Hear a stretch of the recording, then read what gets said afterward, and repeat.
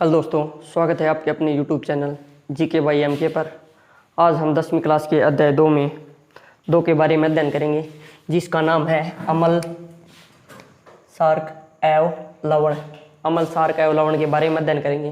पिछली वीडियो में हम अध्याय 1 को कंप्लीट कर चुके हैं। ठीक है, अब अगले चैप्टर की ओर बढ़ते हैं हम, जिसका नाम है अमल, सार्क एवं लवण। सबसे पहले हम यह देखते हैं अमल क्या होता है। अमल क्या होता है? अमल किसे कहते हैं? यानी कि ये कि सीधा ही यह बन जाता है कि अमल किसे कहते हैं। अमल वह होता है जो स्वाद में खट्टा होता है, ठीक है, जो नीले लिटमस पत्थर को लाल कर देता है, वह अमल कहलाता है। ठीक है, अमल में H पॉजिटिव आयन होते हैं।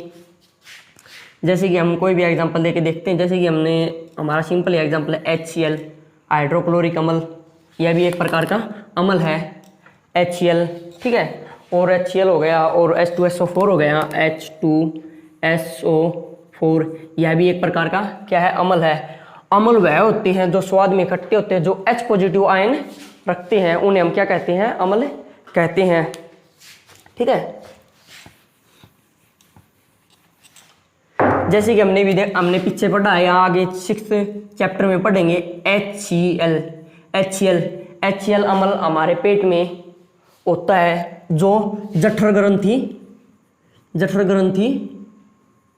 स्रावित करती है। HCl अम्ल हमारे पेट के अंदर भोजन को डाइजेस्ट करने में हमारी सहायता करता है। ठीक है, भोजन को डाइजेस्ट करने में हमारी सहायता करता है, और हमारे शरीर भोजन के साथ जो हम हानिकारक बैक्टीरिया हमारे पेट में चले जाते हैं, उनको मारने में भी सहायता करता है। कौन करता है? HCl। ठीक है, अम्ल की डेफिनेशन तो हो गई है। अम्ल हम समझ गए क्या होता है अम्ल। अब देखते हैं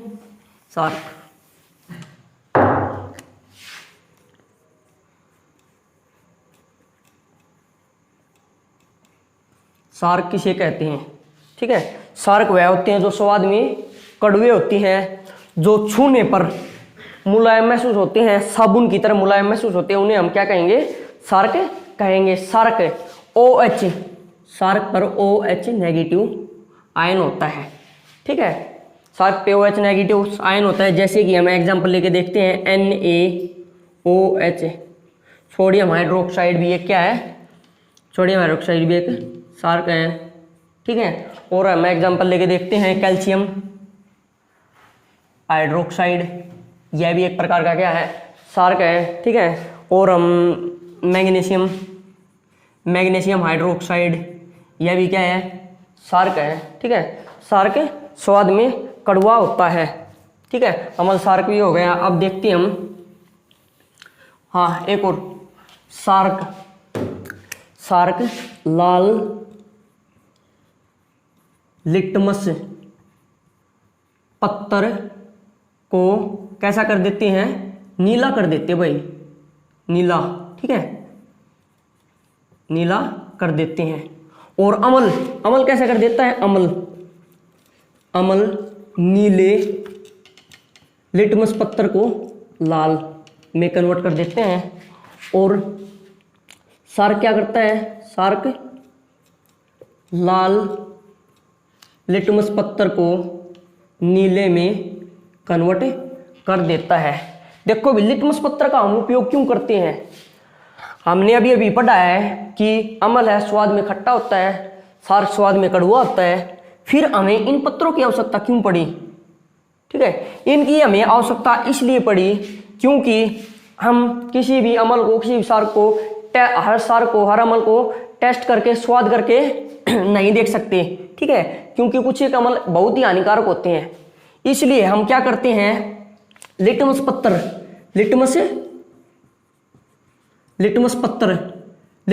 का उपयोग करते हैं, जिसमें लिटमस पत्थर 2 प्रकार के होते हैं, लाल और नीला। नीले लिटमस पत्थर का उपयोग अम्ल का पता लगाने में किया जाता है, और लाल लिटमस पत्थर का उपयोग सार्क का पता लगाने में किया जाता है कि कौन सा सार्क है, कौन सा अम्ल है।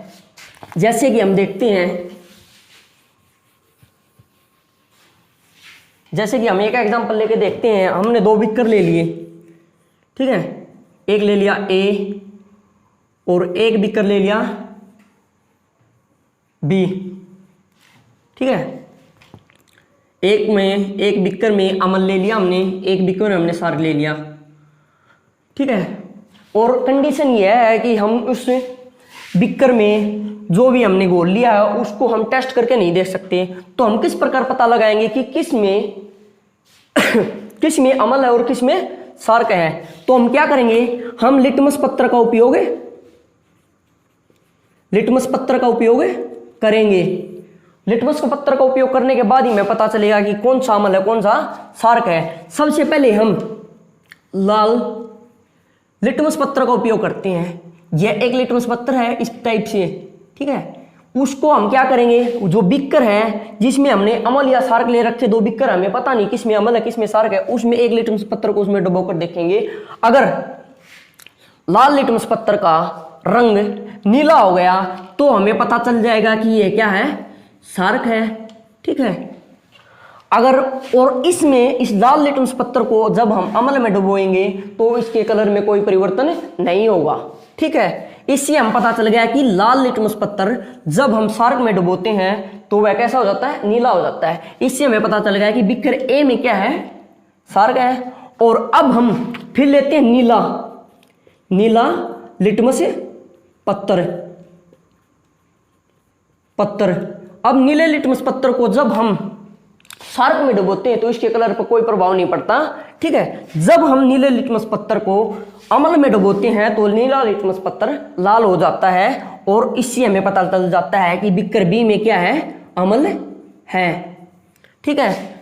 अब भाई हमने देखा कि अब हमने पढ़ा है लिटमस पत्र होता क्या है। अब हम लिटमस पत्र के बारे में पढ़ेंगे।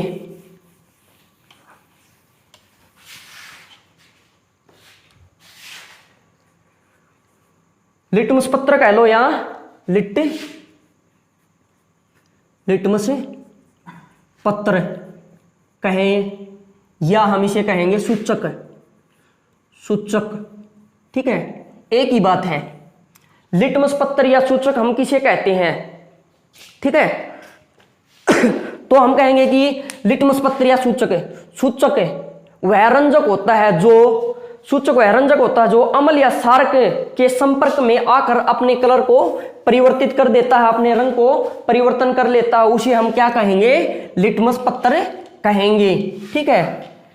लिटमस पत्र वह पत्र होता है जो अमल या सार्क के संपर्क में आकर अपने कलर को, अपने रंग को क्या कर लेता है,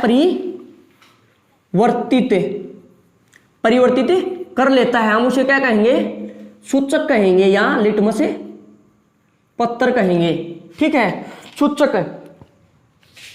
अब हम देखते हैं कि हमें सूचक कहां से प्राप्त होता है, ठीक है। सूचक हमें लीचेन नामक पौधे से प्राप्त होता है। जो ये लिटमस पत्र या सूचक होता है हमें कहां से प्राप्त होता है, यह लीचेन नामक पौधे से प्राप्त होता है, ठीक है। यह एक प्राकृतिक सूचक है जिससे हमें अमल और सार का पता लग जाता है, ठीक है। आगे देखो भी, अब हम आगे देखते हैं गंधीय सूचक। गंधीय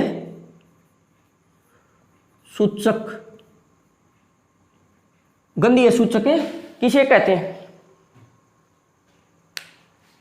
ठीक है। गंधीय सूचक किसे कहते हैं, कुछ ऐसे सूचक जो अमल या सारक की उपस्थिति में अपने गंध को बदल लेते हैं, हम उसे क्या कहेंगे, गंधीय सूचक कहेंगे। कुछ ऐसे सूचक जो अमल या सारक की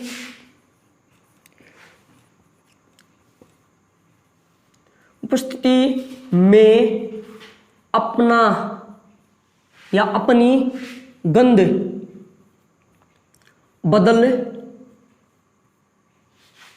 लेते हैं, उन्हें हम क्या कहेंगे, गंधीय सूचक कहेंगे। जैसे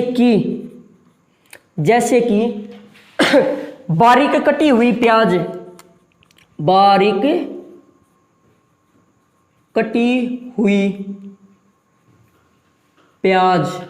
जब हम देखते हैं कि जब हम प्याजों को बारीक बारीक काट लेते हैं तो कुछ समय बाद उनकी इसकी गंध में क्या हो जाता है, परिवर्तन आ जाता है। और एक और एग्जांपल लेके देखते हैं, लौंग, लौंग का तेल, लौंग का तेल, लौंग का तेल भी क्या करेगा, अपनी गंध को परिवर्तित कर लेता है। ठीक है,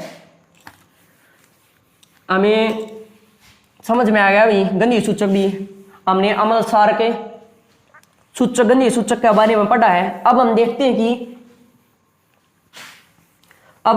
कि कुछ के वस्तु है पीएच मान देखते हैं। ठीक है, और कल आगे की वीडियो में करेंगे हम। ठीक है, जैसे कि हम देखते हैं कि पानी का पीएच मान कितना होता है, H2O का पीएच मान कितना होगा, 7 होगा पीएच मान। पहले हम इससे पहले एक छोटी बात देखते हैं, पीएच स्केल देखते हैं। यह एक पीएच स्केल है, पीएच स्केल।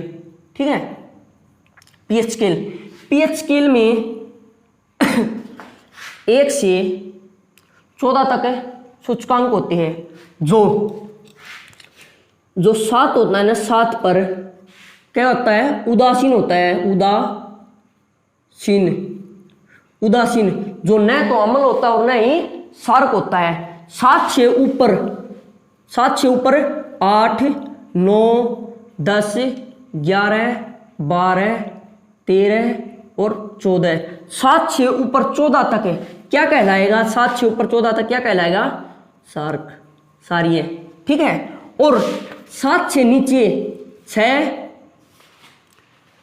5, 4, 3, 2 और 1, 7 से नीचे क्या कहलाएगा, अम्लीय। ठीक है, अम्लीय, 7 से नीचे अम्लीय कहलाएगा।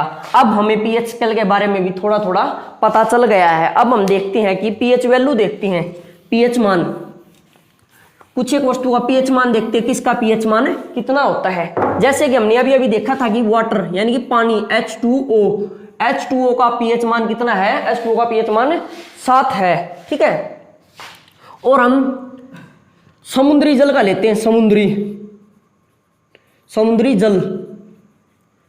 जल का पीएच मान कितना होता है, समुद्री जल का पीएच मान होता है 8.4 होता है। और अब हम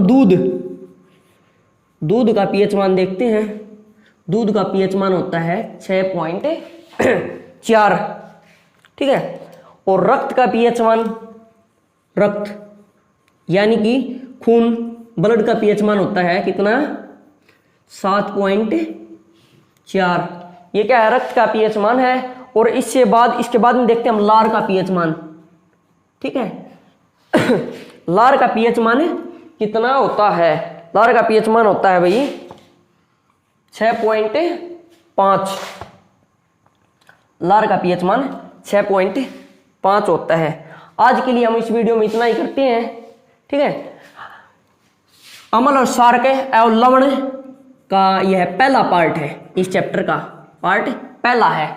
और अगला पार्ट हम अगली वीडियो में बनाएंगे, जो पार्ट 2 होगा।